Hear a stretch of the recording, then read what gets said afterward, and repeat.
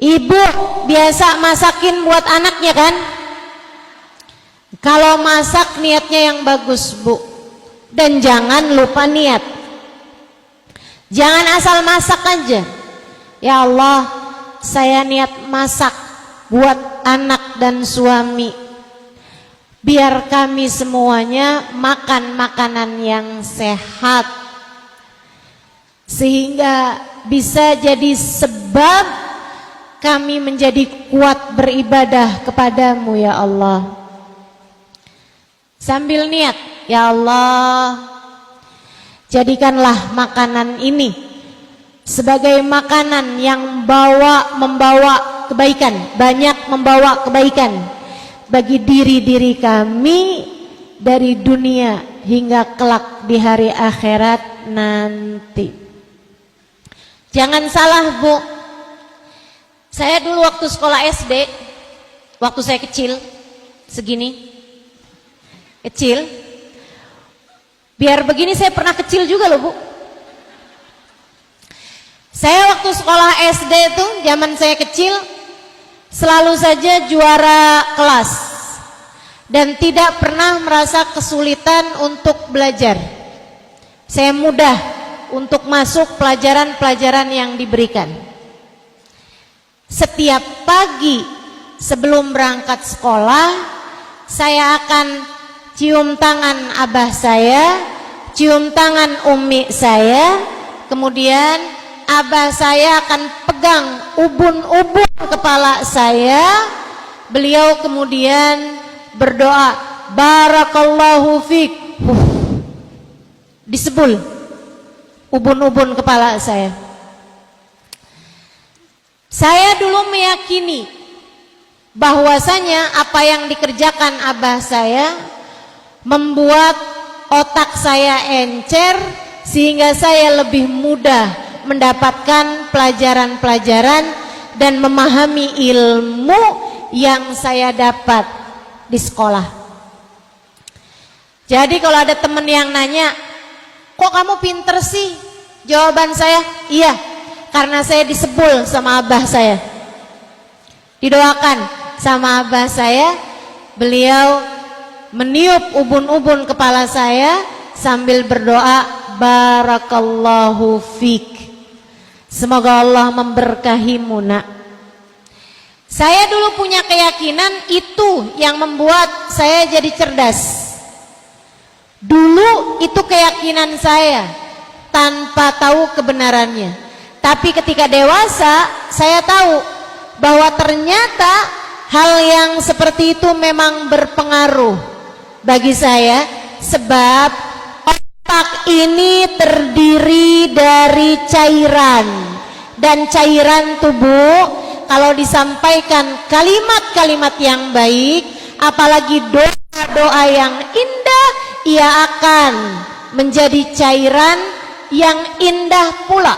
Molekul-molekulnya, sel-sel dalam air tersebut akan membentuk bentuk-bentuk yang sangat indah dan menjadi kekuatan untuk mengerjakan kebaikan-kebaikan.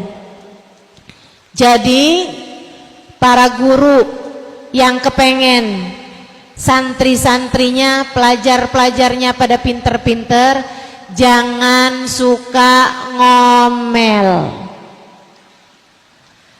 Para ibu yang kepengen anakmu cerdas-cerdas, jangan suka marah-marah. Apalagi marah-marahnya sambil masak. Masakanmu itu semuanya cairan.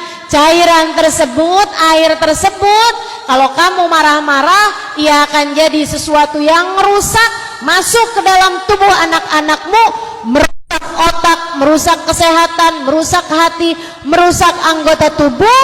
Itu sebabnya Imam Al-Ghazali menyampaikan dalam salah satu kitabnya, siapa yang sepanjang harinya kepengen bagus, awalilah pagi hari dengan bacaan dan ucapan-ucapan yang bagus. Bu, jadi kalau lagi masak, niatnya yang bagus, baca doa dan harapan-harapan yang bagus. Ibu-ibu saudara sekalian, saya jarang nyikat kamar mandi karena saya malas dan karena biasanya ada yang nyikatkan kamar mandi saya. Tapi kalau saya sedang nyikat kamar mandi, saya akan nyikat kamar mandi sekaligus dengan niatan-niatan. Saya bilang, ya Allah, saya hanya bisa membersihkan kamar mandi. Yang bisa membersihkan hati saya hanya Engkau yang dapat melakukannya. Ya Allah, saya hanya bisa membersihkan dinding-dinding kamar mandi, lantai-lantai kamar mandi, toilet-toiletnya.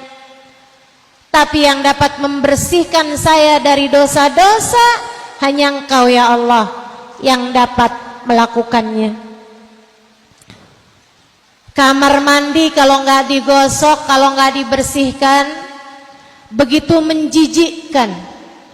Demikian pula dengan hati kita, jiwa kita, kalau tidak mendapatkan ampunan dari Allah, hati kita dapat menjadi tempat yang begitu menjijikkan juga. Jangan sampai hatimu menjadi tempat yang menjijikkan. Bu, sambil nyapu niatnya yang bagus.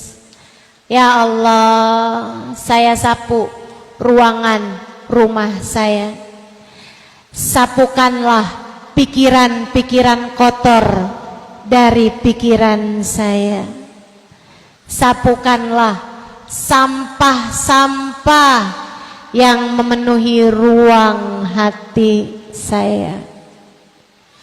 Kalau kamu pagi-pagi buka horden, buka jendela, kamu bilang sama Allah, ya Allah, yang saya lakukan hanya bisa buka jendela sehingga udara di luar bisa masuk ke dalam rumah.